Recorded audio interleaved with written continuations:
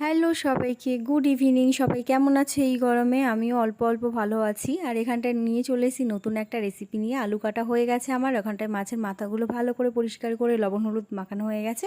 আর এখানটায় মশলা করে নেব আদা রসুন আর কাঁচা লঙ্কা। তো তারপরে এখানটায় চলে এসেছি ভালো করে মাছগুলো ভেজে নেব একদম লাল লাল করে। তো এখানটায় আমার মাছের মুখগুলো ভালো করে লাল লাল করে ভেজে নেওয়া হয়ে গেছে।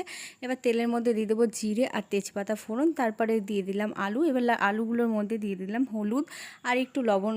তো এখানটায় একটুখানি আলুটা ভালো করে ভেজে নিতে হবে লাল লাল করে, দেন দিয়ে দেব পেঁয়াজ কুচি। তো একজন আমাকে কমেন্ট করেছিল, বলেছিল যে আমি পেঁয়াজগুলো কেন আলুটা হালকা ভাজা হয়ে যাওয়ার পরেই দিই, কারণ আলুটা যদি ভাজার আগে আমি পেঁয়াজটা দিয়ে দিই না, তাহলে পেঁয়াজটা একদম পুড়ে যাবে, তরকারিটা বাজে লাগবে খেতে। ওই জন্য আমি এরকম করেই দিই, আর আমার শাশুড়ি এইভাবেই আমাকে শিখিয়েছে।